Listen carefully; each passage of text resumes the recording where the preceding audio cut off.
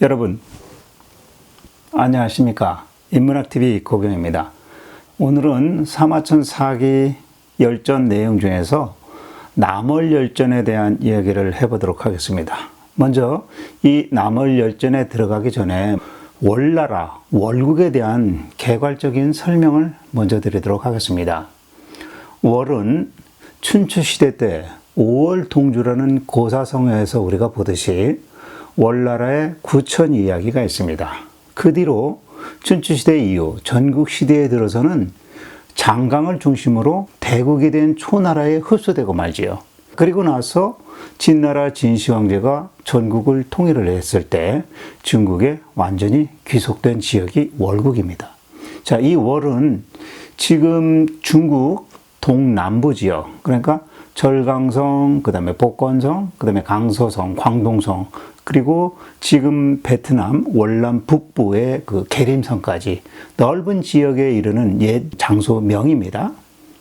당시에는 이곳이 어월, 민월, 양월, 남월, 낙월 등 여러 다양한 소수민족들의 집단적인 명칭으로 사용되고 있었습니다. 그러다가 진시황 진나라 말기에 그리고 한나라의 초기까지 이 월지역이 남월과 동월로 양분되게 되는데, 이번 시간에는 남월에 대한 이야기를 해보도록 하겠습니다.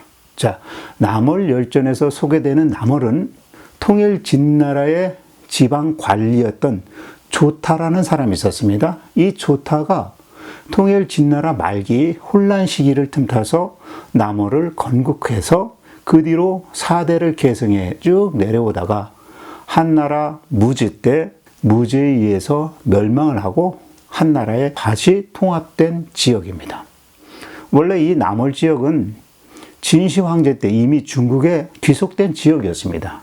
진시황 13년 진나라는 조타를 남해군 용천의 관리로 임명을 합니다. 그리고 조타는 진나라 말기 혼란기에 용천 현령으로 있다가 남해군이가 된 사람입니다.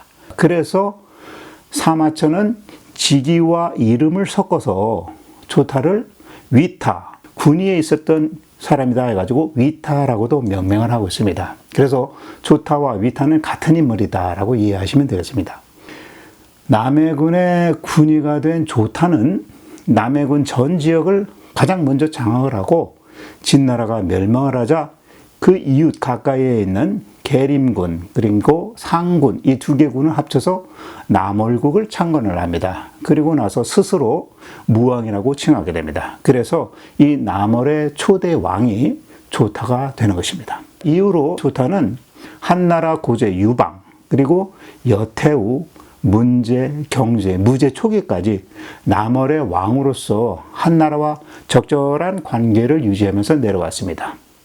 하지만 기원전 137년에 이 조타가 죽자 그의 손자 조호가 그 뒤를 이어서 남월의 왕에 오르면서 남월에 대한 한나라의 압박이 점차 강화되면서 또 이 조호가 죽고 그의 아들 조영제가 뒤를 잇게 됩니다. 조영제의 또 아들 조흥이 왕위에 오르는데 이때 내란이 일어나서 남월의 재상 승상이라고도 할 수 있죠. 여가라는 사람이 남월의 권력을 장악하고 한나라 편에 섰던 당시의 조흥 남월왕과 또 그 조흥 남월왕의 모친 규씨를 살해해버리고 한나라 사신까지 모두 죽인 다음에 조흥의 이복 형제였던 조건덕을 옹립하면서 한나라에 대항을 하였습니다. 자, 그러자 한나라 무제는 남월을 토벌하기로 결심을 합니다. 그래서 복파 장군 노박덕 그리고 누선 장군 양복을 두 장군으로 지명을 해서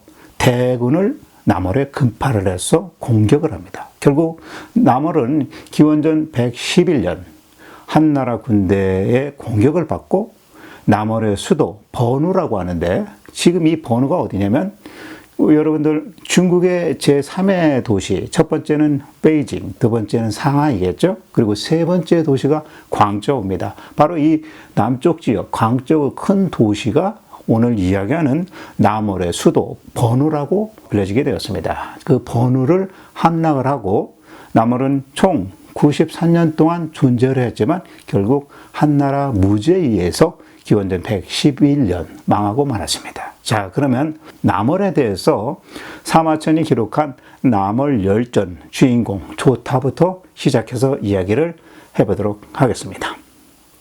첫 번째, 이 조타가 원래 진나라 장수였는데 남월이라는 그 자기의 나라를 세우고 장기 집권을 할 수 있었던 이유에 대해서 사마천은 쭉 풀어놓고 있습니다. 무려 약 70년 동안 조타가 남월국의 왕으로서 집권을 했습니다. 근데 정확하지는 않습니다만 어디에서는 조타가 120세까지 살았다고 하고 어디에서는 103세까지 살았다라고 기록을 하고 있습니다. 뭐 정확한 건 모르겠지만 아무튼 약 70년 동안 왕권을 행사했다라는 데서 대단한 위력이 느껴집니다. 그래서 조타에 대한 이야기 시작해 보도록 하겠습니다. 이 남월왕 조타, 위타는 원래 출신이 중국 중원 한단 위에 진정이라는 지역이었습니다. 그 지역 출신입니다. 그리고 원래 성씨는 조씨였습니다. 진나라가 천하를 통일한 이후에 양월 지역을 공격을 해서 평정시키고 그곳에다가 계림군 그리고 남해군, 상군 이렇게 군현을 설치를 합니다. 그때 진나라는 그곳에 자기들의 죄인들을 그곳으로 이주시켜서 원래 월나라 지역에 살았던 원주민들과 뒤섞여 살게 한 지 약 13년이 지났었습니다. 자, 그때 조타는 그 남해군의 용천 지역 현령으로서 임명되었습니다. 진나라 진시 황제가 죽고 그의 아들 호해 2세 황제 때 남해 군의로 원래는 임효가 있었는데 이 임효라는 사람이 병이 들어서 자기가 죽을 것 같습니다. 그러자 가까운 현령, 용천 현령으로 있는 조타를 불러서 이렇게 말을 합니다. 내가 듣건대 소식에 의할 것 같으면 진나라의 폭정 때문에 백성들이 상당히 고통을 당하자 중원에 진승, 그 다음에 오광, 항우, 유방 이런 자들이 자기 지역에서 막 들고 일어나가지고 천하의 패권을 다투면서 중원이 상당히 혼란에 빠져 있다네. 그러니 이렇게 되다가는 이 지역 역시도 안정될 수도 없고 또 앞으로 진나라는 망할 것 같소. 그런데 이곳 남해군은 아주 변방 외지이기 때문에 중원과 멀리는 떨어져 있지만 그 반란자, 도적대 이런 자들이 이곳까지 쳐들어올 것 두려워서 일단 군사를 동원해서 중원과 연결되는 그 길들을 다 끊고 방비태세를 갖추지 않으면 안 되겠네. 근데 때마침 내가 병이 들어서 좀 어려우니 당신이 그 일을 대신해 주게. 그리고 우리 지역, 이 번호, 지금 광저우죠? 이 번호 지역은 험난한 산을 등지고 있고 또 남쪽으로는 바다가 가로막혀 있어서 또 동서로는 수천 리에 달하고 중원 사람들도 이 남월에 좀 더 도움을 주고 있으니까 이곳을 중심으로 해서 우리가 나라를 세우면 아마 괜찮을 것 같다. 이런 얘기를 합니다. 그래가지고 이 군, 남해군 안에 상급 관리들 중에서 사실 턱 까놓고 얘기할 사람이 없기 때문에 당신을 불러서 내가 이렇게 특별히 얘기하는 것이다 라고 말을 전합니다. 자, 이묘는 그 즉시 조타에게 진나라 황제가 직접 내린 것처럼 가짜 임명장을 주고 남해 군의의 직무를 대신 맡아보게 실행을 합니다. 그리고 얼마 뒤에 이묘가 죽었습니다. 그러자 이 조타, 위타는 그 즉시 자기 인근 지역에 경문을 날려가지고 반란에 대비하도록 준비를 시킵니다. 그리고 이 위타는 그 즉시 진나라에서 임명했었던 관리들을 다 법에 저촉됐다 해가지고 점진적으로 처단을 해서 내칩니다. 그리고 자기 측근으로 갈아치기 시작합니다. 자, 이 시점에 항우와 유방에 의해서 진나라가 멸망을 하게 되죠.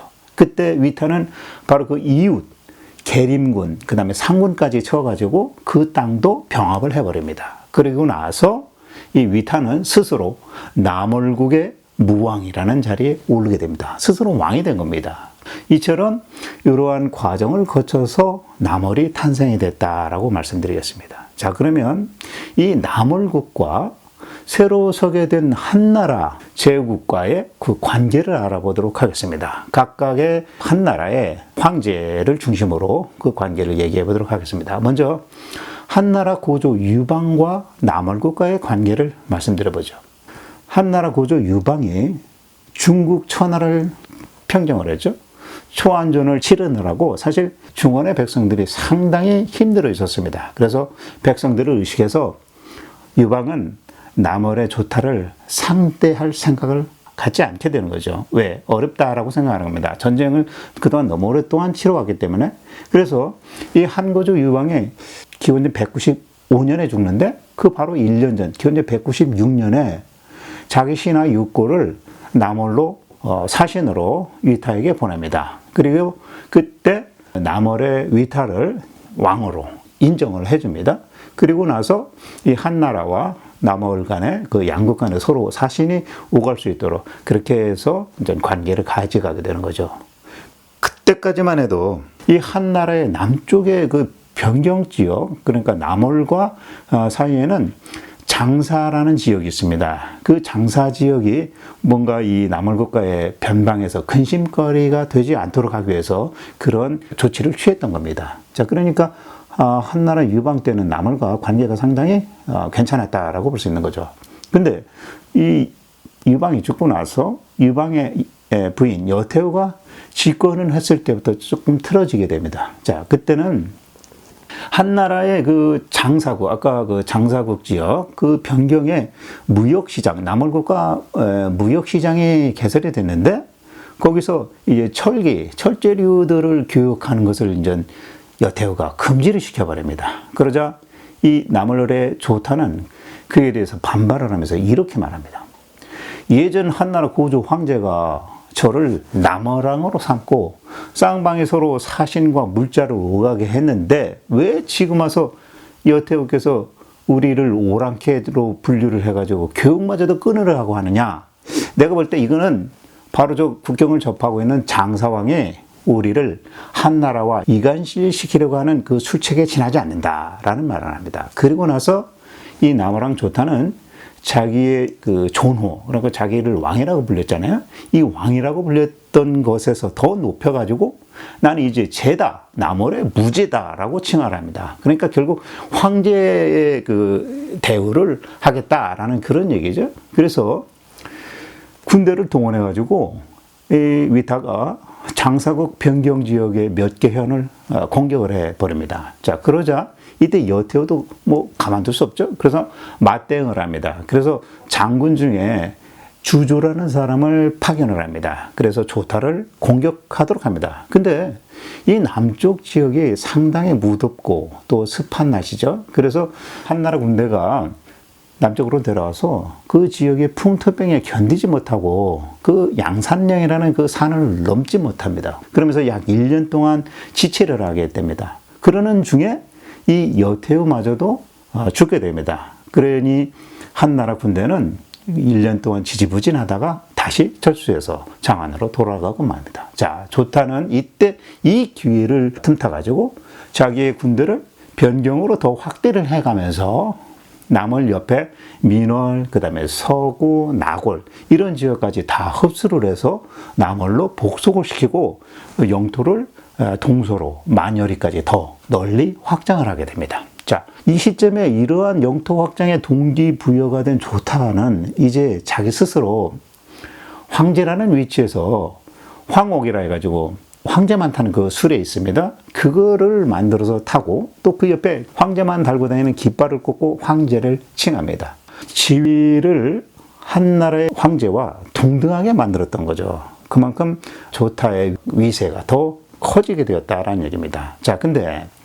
그 다음 한나라의 황제 문제가 들어서죠. 자, 효 문제는 기원전 179년에 황제에 오르게 됩니다. 효 문제가 원래는 대나라의 대국의 왕으로 있었습니다. 그런데 여태우가 죽고 나서 진평에 의해서 주발과 진평에 의해서 수도 장안으로 들어와서 황제의 자리에 올라 천자가 되죠. 그런데 보통 천자가 되고 나면 이 세상에 뭔가 덕을 펼치는 그런 정책을 먼저 취하죠. 그래서 한 예로 남어랑 위타가 원래 중국 중원의 본토에 그 고향을 두고 있잖아요. 그래서 부모님 무덤도 거기에 있습니다. 그래서 그 중원의 진정이라는 땅에 남월 위타의 부모님 무덤이 있다라는 것을 알고 이 황제의 문제가 그 묘지를 지키는 민가를 몇 사람 이렇게 세대를 둬가지고 제사를 지낼 수 있도록 그렇게 배려를 해줍니다. 또 이 위타의 사촌들이 아직 중원에 살고 있는데 이런 사촌 형제들을 다 불러가지고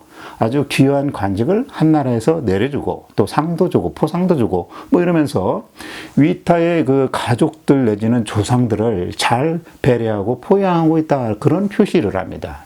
거기에 또 이 문제는 자기를 황제가 되게 만들어줬던 진평에게 남월에 사자를 보내야 될 것 같은데 누가 가장 적당한가라고 묻습니다. 그때 이 진평이 옛날에 그 한고조 유방 때 남월을 다녀왔던 육고가 아주 정통한 사람이다 해가지고 육고를 또 추천을 합니다.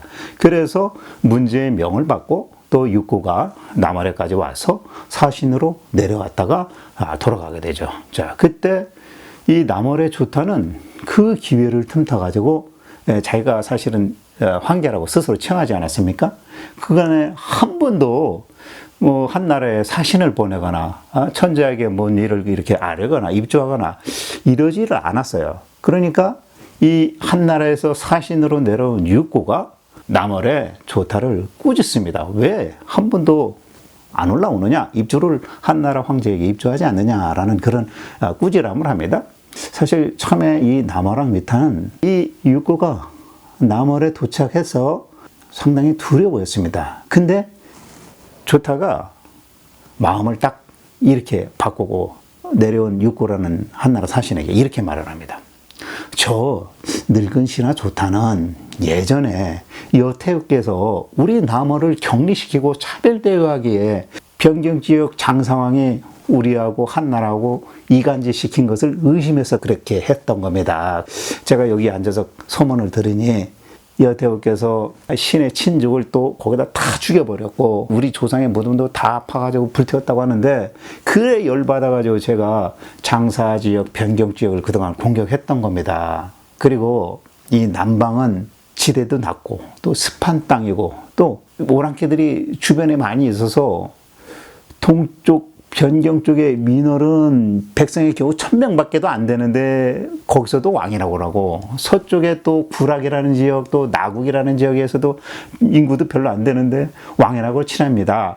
그래서 저도 그냥 아무 생각 없이 황제라는 존칭을 몰래 쓰면서 무료할 때 그냥 재미삼아서 황제라는 존칭을 썼던 건데 제가 어찌 이렇게 감히 천자께 그것을 보고할 수가 있었겠습니까? 라고 말을 합니다. 자, 그러니까 이 조타가 한나라에서 문제가 보낸 육고의 사신을 맞아들여가지고는 자기가 황제라고 칭한 거는 그냥 장난삼아 그렇게 했다라고 얘기를 한 겁니다. 다만 그동안 한나라에 입조하지 않은 거는 여태우가 우리를 못 살게 그랬으니 그랬을 뿐이다라고 얘기한 겁니다. 자, 이런 식으로 조타는 한나라 사신 육고에게 머리를 숙이면서 사죄를 합니다. 그리고 앞으로 영원히 한나라의 충신이 되어서 천자에게 조공을 바치고 천자에게 우리가 지켜야 될 도리를 준수하겠다라는 그런 다짐을 합니다. 자, 그때 이 조타가 그 말을 하고 나서 자기 나라 남월국에 이런 명령을 내립니다. 내가 듣기에 말입니다. 세상에는 두 사람의 영웅이 함께 할 수 없고 두 사람의 아주 현인 똑똑한 사람이 세상에 둘 존재할 수 없다고 들었습니다. 한나라의 황제는 현능한 천자이시니 지금부터 나는 황제처럼 명령을 내리는 것과 황제의 좌독을 다 없애버리겠다라고 말을 합니다. 자, 자기들 백성들 앞에서도 조타가 자기 스스로 황제가 아니라 나는 그냥 황제를 모시는 번국의 신하국의 우두머리일 뿐이다라는 얘기를 스스로 공표를 합니다. 자, 이 말을 듣고 한나라에서 왔던 사신 육고가 장안으로 돌아가서 보고를 효문제한테 합니다. 그러니까 효문제가 무척 좋아하죠. 자기 뜻대로 됐잖아요. 그 뒤로 한나라 황제 문제가 죽고 납니다. 그리고 그의 아들 효경제가 등극을 하게 되죠. 자, 이때에도 위타는 한나라에게 자기가 스스로 신이다라고 그렇게 칭하면서 봄과 가을 두 차례에 걸쳐서 사자도 보내고 그 다음에 천자를 아련할 수 있도록 그렇게 배려를 했습니다. 근데 이 남월 국내에서 조타는 겉으로는 한나라의 신하처럼 행동을 했지만 그 자기 남월 안에서는 계속해서 황제 징호를 썼고 단지 천자가 보낸 사자를 만날 때만 제가 왕입니다 라고 이렇게 하고 또 저는 다른 제후국들과 마찬가지로 한나라 조정의 명령을 받들겠습니다 라고 말만 그렇게 한 겁니다. 자, 이런 조타도 경제의 일을 이어서 한나라 무제가 등극을 하고 4년이 지난 기원전 137년에 결국 나이가 들어서 죽게 됩니다. 아까 말씀드렸습니다만 이 조타는 정확하지는 않지만 두 가지 나이로 알려지고 있습니다. 하나는 120세까지 살았다. 또 하나는 103세까지 살았다. 이런 기록입니다. 자, 사실 남월 왕으로만 70년을 제위하고 있었으니까 상당히 장수했다는 것은 사실인 것 같습니다. 그래서 이런 어떤 지도자가 오래 살면서 오랫동안 장기 집권한다는 게 쉬운 일은 아니죠. 그러니까 이 조타는 사실 대단한 사람이었다라고 판단됩니다. 자, 그러면 이제 새로운 국면이 들었습니다. 조타가 죽고 조타의 손자가 그를 이어서 아들은 중간에 먼저 죽은 것 같습니다. 조타의 아들이 물려받지 않고 조타의 손자가 그 왕위를 물려받았기 때문이죠. 그래서 이제부터는 한나라 무제와 조타의 손자 남월국과의 그 관계에 대해서 이야기를 해보겠습니다. 근데 이번 이야기서부터는 우리가 이제 사대주의에 빠지게 되면 외세에 의존하려는 그런 망국적인 태도를 보이게 될 때도 있죠. 그런 이야기가 주로 나옵니다. 그 이야기에 대해서 해보도록 하겠습니다. 기원전 137년에 결국 조타가 죽고 조타의 손자 조호가 그 뒤를 이어서 남월의 왕위에 오르게 됩니다. 이 남월에 대한 한나라의 압박이 그때부터 이제 슬슬 강화되기 시작합니다.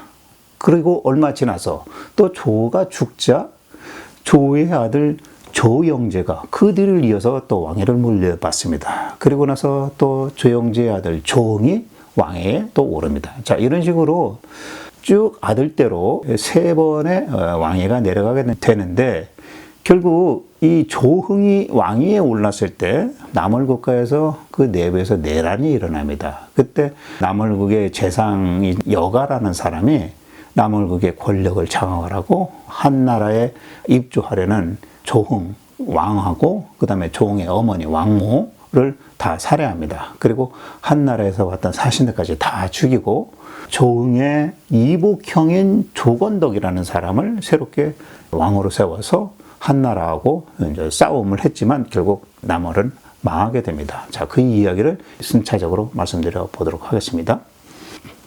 조타가 죽고 나서 손자 조가 한나라와의 관계를 이어나가는데 이 조호는 한나라의 의지에서 이 남월을 망하게 하는 그 단초를 제공한 그런 사람입니다. 그 이야기를 해보겠습니다. 조타의 손자 조가 남월왕이 되었습니다.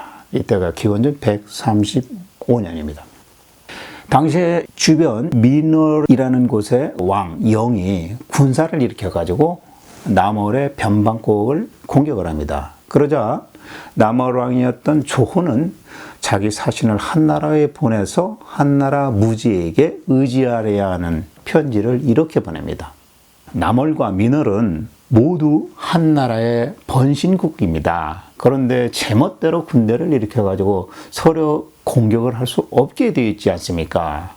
지금 저 민월이 군사를 일으켜서 시인의 지역을 침범을 했으니 신은 감히 군사를 일으켜서 대항하지 못하고 있습니다. 오로지 한무제 천자께서 이 일에 대해서 조서를 내려주시기를 바랍니다. 라는 편지를 보냅니다. 자, 이 편지를 받은 무제는 남월은 속국으로 그 직분과 명약을 준수한다고 칭찬을 합니다. 그리고 남월을 위해서 장군 2명을 파견해서 남월을 공격한 민월을 정벌하도록 시킵니다. 하지만 한나라 군대가 양산령 고개를 넘기도 전에 민월왕의 아우가 형 영을 죽이고 한나라로 투항을 해버렸기 때문에 한나라 군대는 다시 바로 철수를 합니다. 그러니까 피 한 방울 안 흘리고 한나라 군대가 다시 민월에서 철수를 하게 됩니다. 이렇게 일이 마무리될 줄 알았더라면 굳이 한나라의 병사를 요청할 이유도 없었던 거죠. 한무제는 남어랑에게 고맙다는 응답을 받으려고 일부러 사신을 남월에 보냅니다. 자, 그러자 이 남어랑 조호는 머리를 탁 숙이면서 이렇게 알리게 됩니다. 한나라 천자께서 신을 위해서 군대를 일으켜가지고 민어를 토벌하셨으니 저는 죽어도 그 은덕을 갚을 수 없습니다. 이렇게 대답을 합니다. 그리고는 자기 스스로 이 바닥에 기듯이 나의 아들 태자 조영제를 한나라 장안에 수기로 보내겠다. 사실 수기는 직책입니다만은 솔직히 자기 아들 조영제 태자를 볼모로 보내겠다라고 스스로 말하는 거죠. 한마디로 인질 형식으로 자기 아들을 한나라에 조정해 보낸 것입니다. 그리고 나서 한술 더 떠서 한나라 사신으로 온 장주에게 또 이렇게까지 말합니다. 사자께서는 먼저 한나라로 다시 돌아가십시오. 저는 이 지역이 정리되는 대로 서둘러서 행장을 준비해서 다시 천자를 뵈러 입조를 하러 가보겠습니다. 라는 말까지 합니다. 자, 한나라 사신 장조가 다시 떠난 다음에 남월의 신하들이 쭉 모여가지고 자기 왕 조호를 찾아가서 이런 말을 합니다. 한나라가 군사를 일으켜서 위협을 하자 민월은 자기 왕을 스스로 죽였다. 한나라의 이런 행동은 우리 남월에게 오히려 경고하는 겁니다. 그러니까 민월왕을 그 아우가 죽였잖아요. 무슨 얘기냐면 한나라 군대가 오니까 두려워서 자기 형을 죽인 겁니다. 그런 식으로 어찌 보면 이 남월에게도 경고하는 거다. 한나라 군사력으로 딱 내려오면 우리도 깨갱해야 되는 그런 상황을 만들려고 한나라가 일부러 그런 것 같다라는 얘기입니다. 자, 그리고 또 신하들이 계속 이렇게 얘기합니다. 우리의 선대왕 조타께서도 예전에 말씀하시기를 천자를 섬길 때는 신중을 기하라고 했습니다. 그러니 한나라 사자가 우리에게 특히 좋은 말을 했다고 해서 한나라 황제를 찾아가서 아련하겠다라고 약속하면 안 됩니다. 라고 말합니다. 만약 한나라에 입조하러 갔다가 못 돌아오시면 어찌하려고 그럽니까? 라는 말을 합니다. 자, 신하들의 이 말을 들은 조는 그때부터 병을 핑계를 대가지고 결국 끝까지 한나라에 입조하지 않습니다. 그로부터 약 10년이 지난 뒤에 결국은 이 조도 병이 나서 시름시름 앓게 됩니다. 그러자 곧 죽게 될 것 같으니까 한나라의 볼모 수경으로 가 있는 태자 영제를 귀국시켜 주십시오. 후대 왕으로 좀 삼아야 될 것 같습니다. 라고 부탁을 합니다. 그러고 나서 이 조가 병사로 죽습니다. 자, 그렇게 되자 이 조에게 남원에서는 문왕이라는 시호를 내립니다. 자, 이제 조는 죽었어요. 사실 이 조는 한나라에 너무 머리를 숙이고 기대려고 했다가 오히려 한나라의 책 잡힌 꼴이 되어버렸습니다.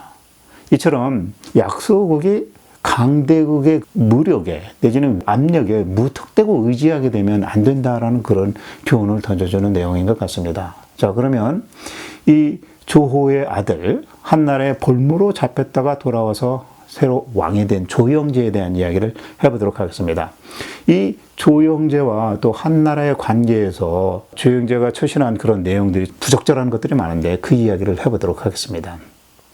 한나라에서 수기로 있었던 조영제가 아버지 조가 병이 나서 이제 죽을 때가 되니까 그거를 이어받기 위해서 돌아왔습니다. 그리고 나서 돌아오자마자 아버지 조를 이어서 즉위한 뒤에 바로 그의 선조인 무제, 조타가 옥새를 갖고 있었는데 이 옥새라는 것은 사실 황제만 갖고 있을 수 있던 거죠. 황제를 사칭을 했으니까. 근데 이 옥새를 조영제가 감춥니다. 왜냐하면 이렇게 한 이유는 옥새가 황제만 사용하는 것인데 혹시라도 황제의 옥새를 네가 왜 갖고 있냐라는 말을 듣까 봐 책 잡히지 않으려고 숨겨두었던 것 같습니다. 좀 영악했던 거죠. 자, 근데 이 조영제는 예전에 태자 시절에 한나라 장안으로 들어갔다가 수기를 썼을 때 한나라 한단이라는 지역에 사는 규씨 집안의 딸과 혼인을 합니다. 그래서 그 여인 아래로 아들 흥을 낳게 됩니다. 조흥을. 그래서 이제 같이 돌아오게 됩니다. 자기 규씨 부인하고 그 여인으로부터 난 아들 조흥을 함께 월나라로 돌아오게 됩니다. 그래서 이 조영제가 남어랑으로 즉위를 한 후에 한무제에게 편지를 보냅니다. 그리고 그때 그 편지 내용에 내가 한나라에서 데려온 규씨의 그 딸을 왕으로 삼겠다. 그리고 그로부터 난 아들 흥을 후사로 세우겠다라고 청을 합니다. 자, 그러니 뭐 한나라에서는 안 받아들일 이유가 없죠. 한나라 사람을 후사로 삼겠다고 하니까.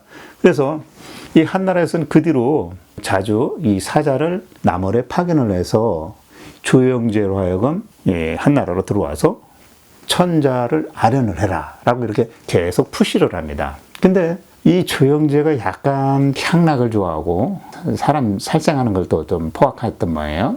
또 뭐 일에 있어서도 상당히 방종하는 그런 사람이었어요. 그래서 혹시라도 한나라에 입조했다가 천자를 보러 갔다가 나쁜 짓 하면 그 한나라 법을 적용해가지고 뭐 가두거나 압박을 하잖아요. 그럴까봐 두려워갖고 병이 났다는 것을 핑계로 해서 한나라에 입주를 하지 않고 계속 천자를 만나러 가지 않습니다. 그 대신 아들 중에서 두 번째 아들 차공이 있는데 자기 그 둘째 아들을 갖다가 장안으로 또 인질로 보내서 수기하도록 자기처럼 수기하도록 그렇게 대신해서 아들을 차남을 보냅니다. 근데 이런 방탕한 생활을 했던 이 조영제도 오래 집권하지 못하고 얼마나 죽습니다. 조영제가 죽고 나서 또 그의 아들 조응이 이제 왕위에 오르죠. 그때 이 조응이 집권했을 때 한나라와의 관계를 또 말씀드려 보도록 하겠습니다. 자, 조응이 사실 어린 나이에 왕위에 올랐죠. 그러니까 그의 어머니 규씨 부인이 정권을 장악하게 됩니다. 그러면서 이 여자가 한나라 출신이잖아요. 그러다 보니까 더더욱 한나라에 기대려고 합니다. 그 이야기를 해보도록 하겠습니다.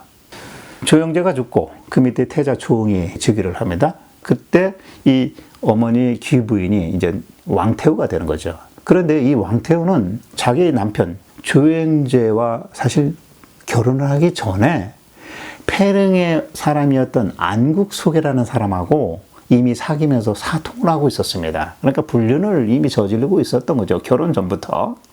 근데 이 영제, 조영제가 죽은 뒤에, 그러니까 기원전 113년인데, 한나라 조정에서 때마침 이 불륜을 저질렀던 안국소개를 사신으로 남월에 보냅니다. 그래서 남월왕과 왕태후 보고 장안으로 들어와서 황제에게 입조해라 라고 그런 그 요구사항을 계속 보냅니다.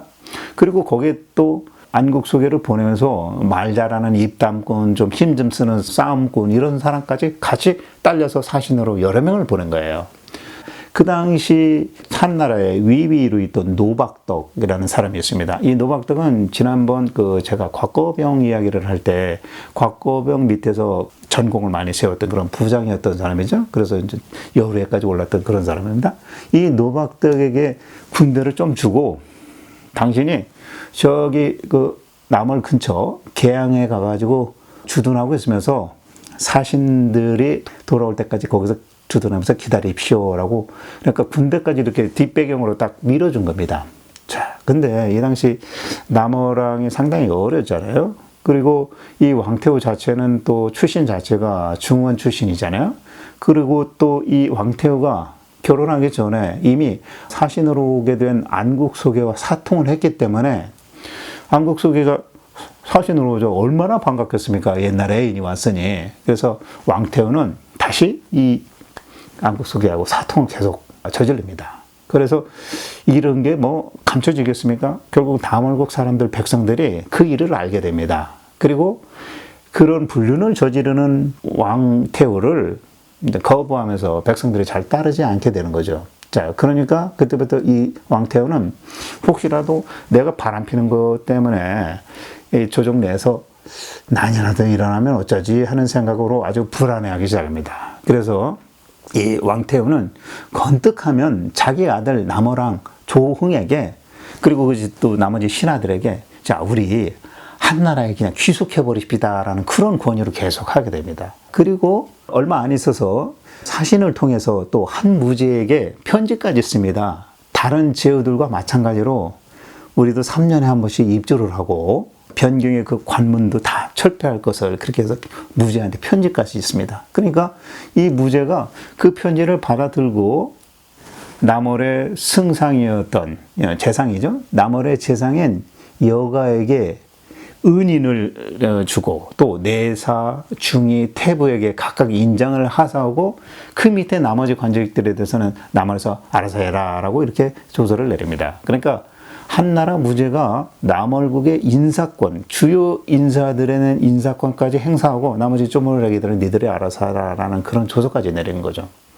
그리고 그 사이에 이 남월에서 예전에 시행했던 형벌들, 예를 들면 경형, 얼굴에 이제 먹물을 들이는 거, 그리고 의형이라 해가지고 코를 베버리는 거, 이런 잔인한 그 형벌을 폐지해라. 그리고 다른 제국들과 마찬가지로 이제부터 남월도 한나라 법률을 적용해라. 라는 그런 그 조서까지 내립니다. 그리고 나서 한무제는 한나라 사자에게 그대로 그냥 그 남월에 머물면서 니들이 좀 그 남월을 좀 관리 좀 해. 이렇게 명령을 합니다. 그리고 나서 이 남월왕 조은과 왕태우에게는 행장을 꾸려가지고 예물 좀 집참해가지고 이 천자한테 조회 오는 거 그런 거 준비하도록 그렇게 또 시킵니다.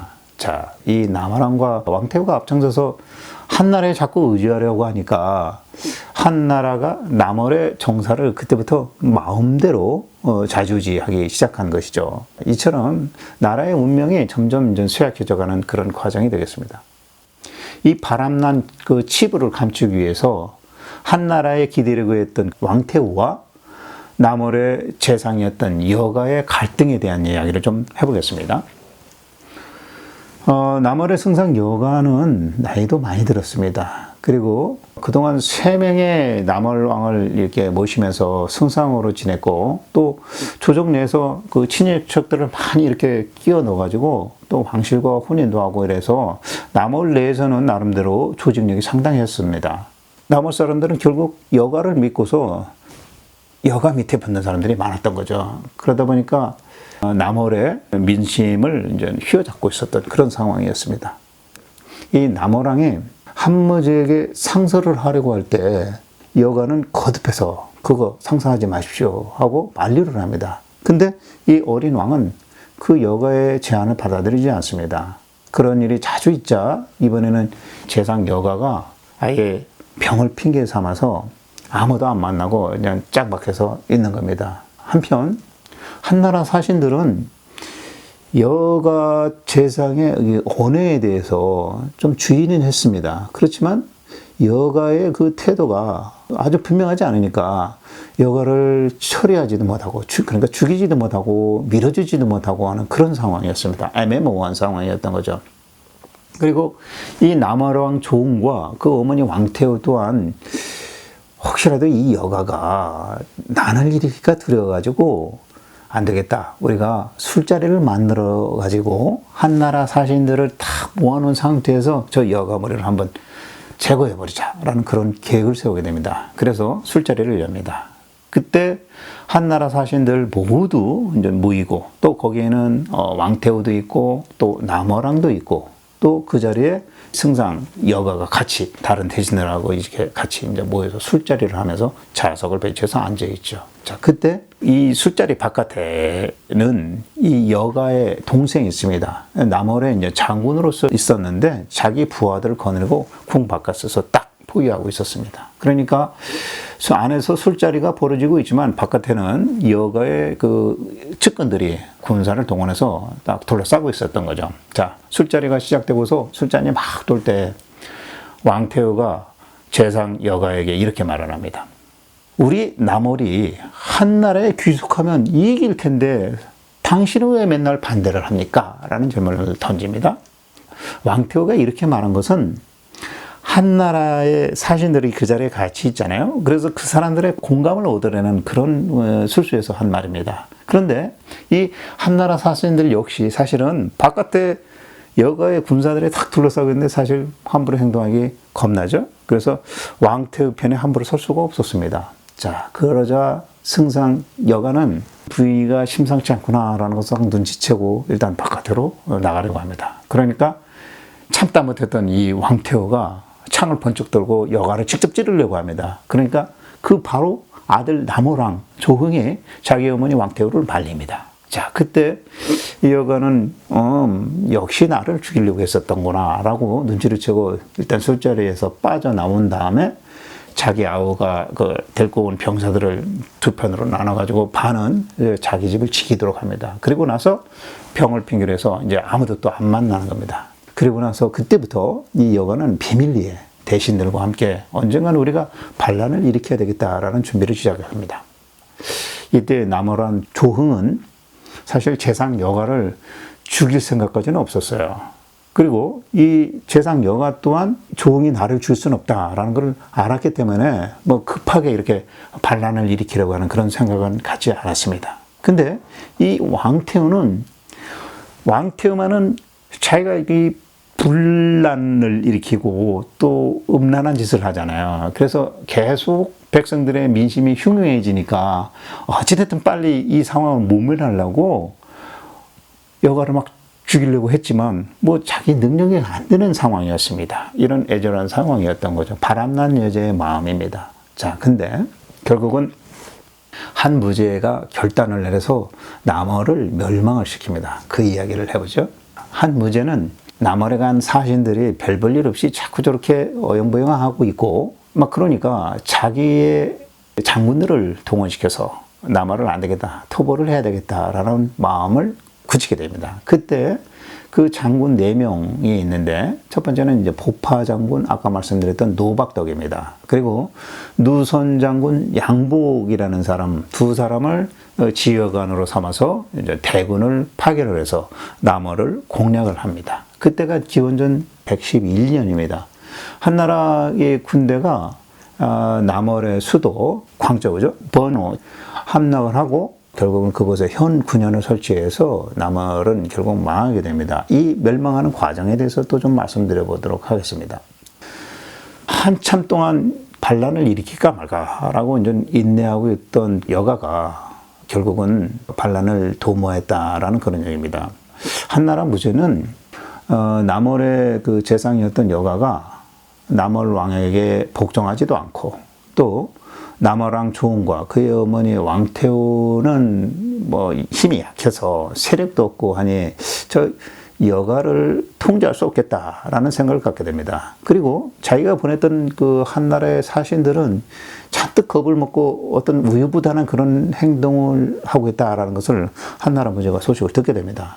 반면에 이 남어랑과 왕태우가 이미 한나라를 따르기로 결정을 했기 때문에 여가 혼자 반란을 일으켜도 군대까지 동원할 필요가 없다라고 생각을 갖습니다. 그러니까 왕도 그렇고 왕의 모친도 다 한나라 편에 있고 그러니까 저 여가가 혼자 반란을 일으켜봐야 별것도 아니겠지라고 생각을 해서 장삼이라는 그 사람에게 군사 2,000명을 딱 내주고 당신이 내려가서 저 남어를 좀 통제 좀 하시오라고 말을 합니다. 이렇게 한무제가 지시를 하자 이 신하 장삼이 이렇게 무제에게 답변을 합니다.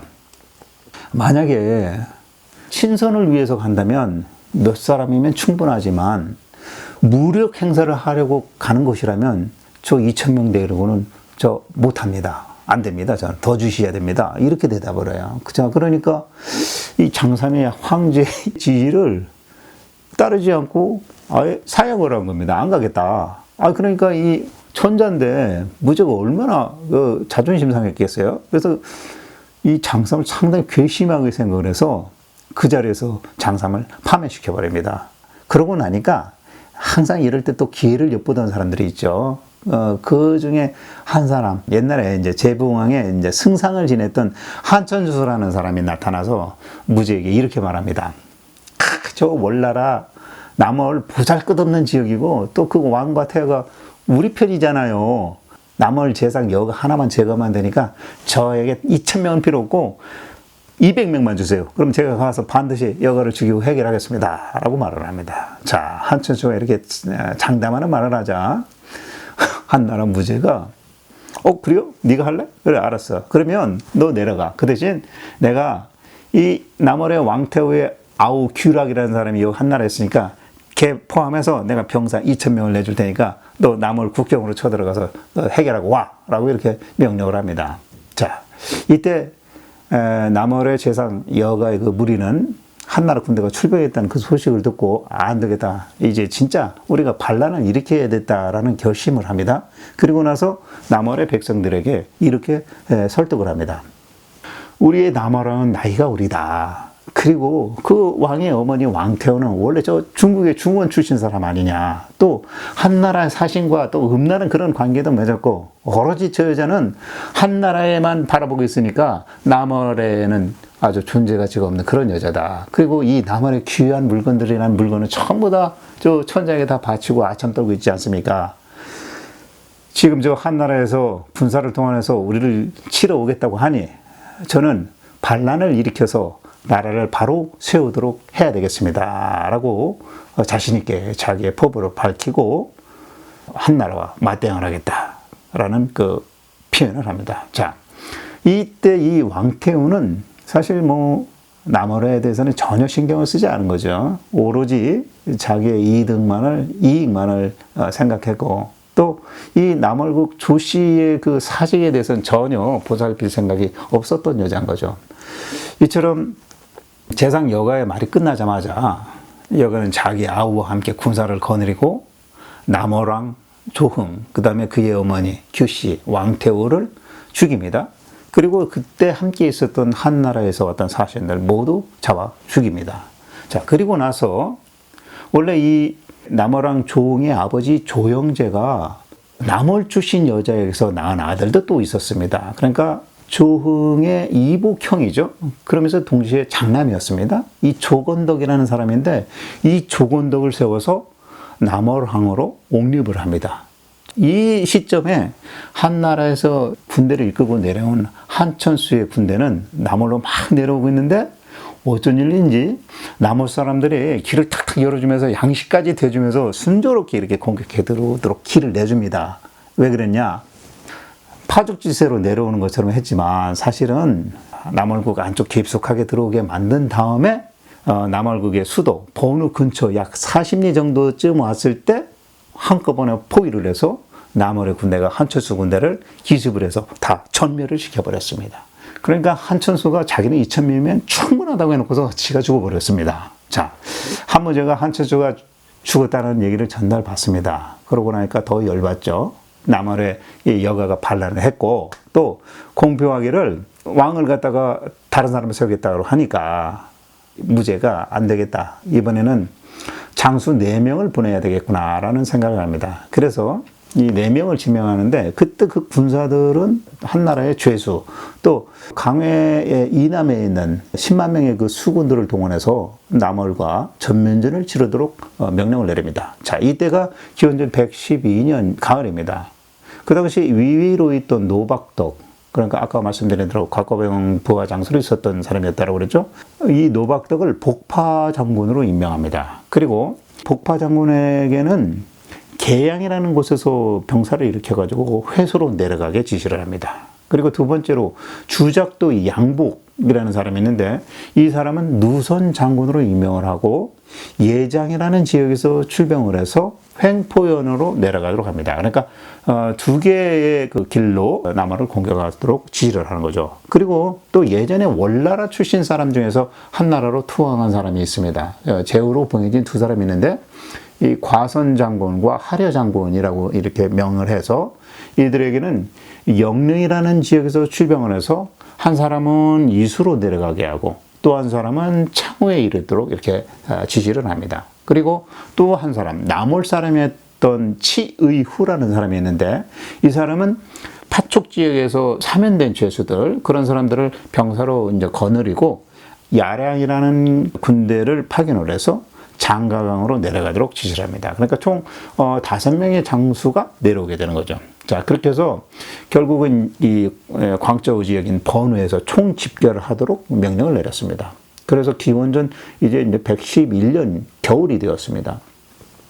아까 말씀드린 누선 장군은 자기 정예 병사를 이끌고 먼저 심협을 함락을 합니다. 그리고 성문을 격파하고 남월의 전함, 배, 그리고 군량 이런 것들을 획득을 합니다. 그래서 그 승기를 타고 계속 진격을 해서 남월의 선봉부대를 다 무찌릅니다. 그리고 수만 명의 대군을 거느리면서 북파 장군이 내려오기를, 노박덕이 내려오기를 기다립니다. 자, 근데 이 당시 북파 장군은 사면시킨 죄수들이 주력 부대였습니다. 그래서 행군에서 내려오는데 상당히 뒤늦게 뒤처져서 늦게 내려옵니다. 그로 인해 가지고 이 누선 장군과 만났을 때는 이미 남은 군사가 뭐 거의 다 없어지고 1000명 정도밖에 남지 않았습니다. 그래서 이제 거기서 다시 합쳐서 이제 함께 이제 진격해서 내려오게 되는데, 이 누선 장군의 부대가 사실 선봉에 서서 번우에 먼저 도착을 합니다. 그리고 이 남월의 그 조건댁 왕하고 재상 여가가 이 남월 성을 사수하고 있었습니다. 자,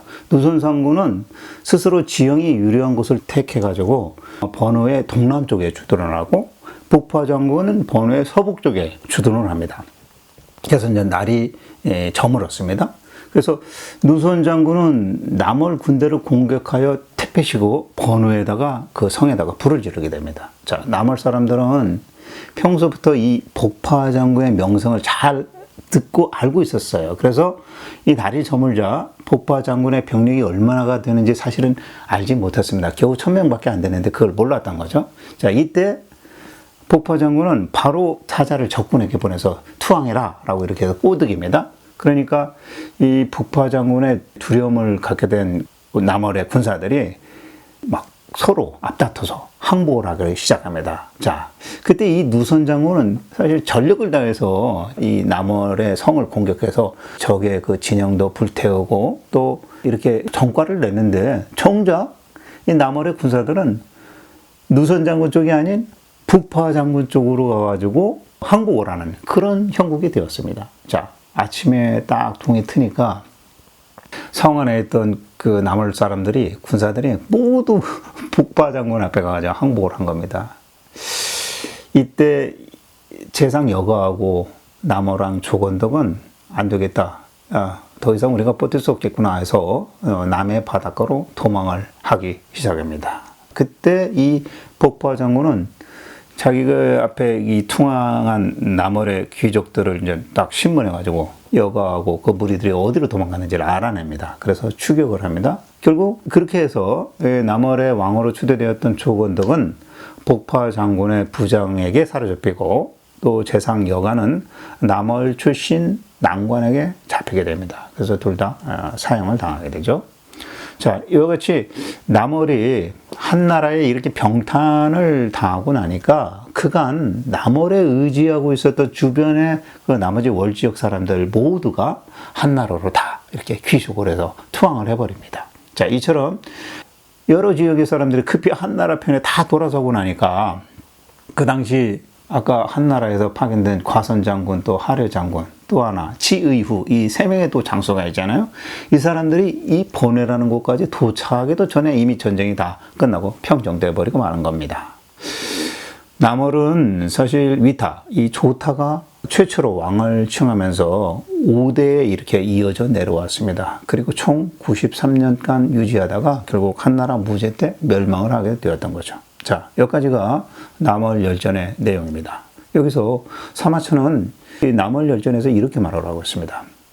위타가 남월왕이 된 것은 원래 임효라는 사람 때문이었다라고 말합니다. 자, 이 말은 어떤 사람이 왕이라는 뭐 상당한 지위가 높고 큰 성과를 내는 거잖아요. 이런 성과에는 누구를 만나느냐의 선택이다. 그러니까 위타가 임효를 만났기 때문에 그런 기회를 갖게 됐다라는 얘기인 것 같습니다. 그리고 사마천은 또 이렇게 얘기합니다. 한나라가 막 천하를 평정했기 때문에 위타는 제후의 반열에 오를 수 있었다라는 얘기입니다. 자, 그러니까 이 얘기는 뭐냐면 어떤 사람이 이 큰 성과를 낸다는 것은 때와 시기의 그 적절성도 필요했다라는 얘기죠.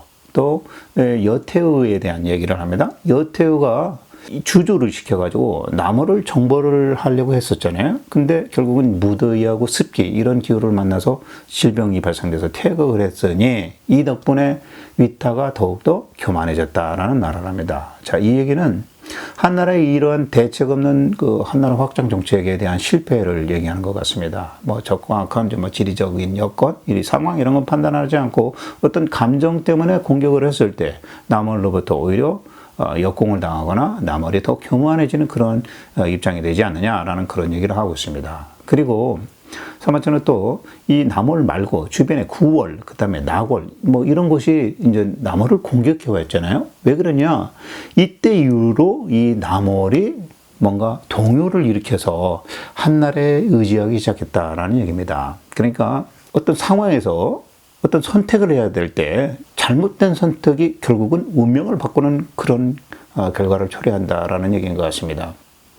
아까 9월과 낙월이 남월을 공격해 오니까 이 조호가 결국 한나라에 의지하기 위해서 한나라에 파병을 요청을 하잖아요. 그때부터 잘못된 것이었다라는 그런 얘기입니다. 또 한나라의 대군이 국경 남월에 이르렀을 때 남월에서는 그 남월의 태자 조영제를 입주시켰다라는 얘기죠. 자, 무슨 얘기냐면 한나라가 강압에 의해서 남월을 억압을 하니까 남월은 그에 대한 해결책으로 결국 자기 아들 조영제의 태자를 한나라의 볼모로 보낸 꼴이 아니냐라는 그런 얘기입니다. 그리고 나서 그 후대에 남월이 결정적으로 멸망하게 된 그 징조는 조영제가 맞이한 부인 규씨의 딸로부터 시작되었다라는 얘기입니다. 그러니까 한 사람이 누구를 만나느냐에 따라서 나라의 운명이 바뀔 수도 있다라는 얘기입니다. 별것 아닌 것 같지만 이 조영제가 한나라의 볼모로 있을 때 규씨 부인을 만남으로 인해 가지고 이 규씨 부인이 나중에 한나라에 의지하려고 하다가 이 남월을 결국 멸망하게 만들었잖아요. 그러니까 이 부인도 상당히 중요하다라는 얘기입니다. 자, 우리나라도 내년에 대선을 치르는데 대통령이 뭐 사실 모든 그 결정을 갖겠지만 그 내주를 하는 부인이 누구냐? 이것도 사실 큰 역할을 할 수 있다라는 얘기입니다. 그래서 우리가 대선을 치르면서 지도자가 될 만한 사람만 보는 게 아니라 그 주변의 인물들도 함께 봐야 된다. 이 사람이 어떤 출세를 위해서 파리 때처럼 모인 사람인지 아니면 진짜 이 사람을 도와서 큰 힘을 보태서 나라를 더 훌륭한 나라로 만들기 위한 사람인지 우리가 잘 판단을 해야 되겠다라는 얘기입니다. 또 사마천은 또 이렇게 얘기합니다. 남월의 재상이었던 여가에 대해서 여가는 사실 뭐 별것도 아닌 그런 하찮은 충성심 때문에 위타가 세우는 남월의 그 후사를 끊어지게 만들었다라는 판단을 내립니다. 자, 여가의 결심이 남월을 망하게 만들었다라는 건데 사실 그거는 한나라 사람인 사마천의 관점에서는 맞는 얘기겠지만 올나라 사람의 입장에서는 여가는 나라를 지키기 위해서 끝까지 자기의 주관을 그대로 밀고 나간 사람이다라고 영웅이 될 수도 있는 사람이겠죠. 그리고 마지막에 사마천은 이렇게 표현하고 있습니다. 한나라 무제가 파견했던 장군 누선 장군은 욕심을 쫓아서 나태하고 오만하면서 방탕했다.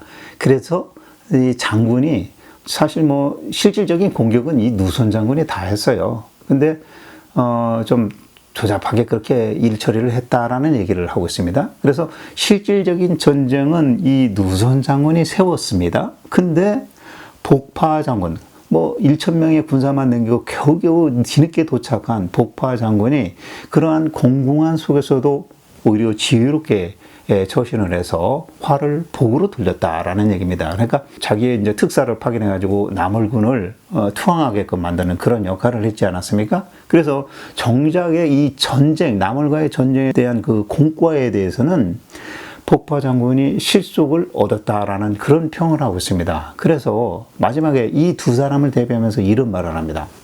어떤 일을 실행하는 데 있어서 그 성공과 실패가 뒤집어지는 것은 성공할 사람이 실패를 하게 되고 실패해야 될 사람이 성공을 하게 되는 것, 이것은 마치 목줄을 긋는 것과 같다라는 얘기입니다. 자, 목줄을 긋는다. 목줄을 여기다 튀기면 이쪽은 담을 쌓게 되고 이쪽은 공간이 되고 뭐 이런 것이죠. 그와 같이 아주 별것 아닌 것 같지만 그 성공과 실패가 쉽게 뒤집어질 수 있다라는 얘기를 하고 마무리를 짓고 있습니다. 자, 여기까지가 사마천 사기 남월열전 이야기가 되겠습니다. 자, 그러면 다음 회에는 남월 말고 또 하나의 월이 있죠. 동월열전에 대한 이야기를 해보도록 하겠습니다. 자, 지금까지 시청해 주신 여러분 감사합니다. 다음에 또 뵙겠습니다.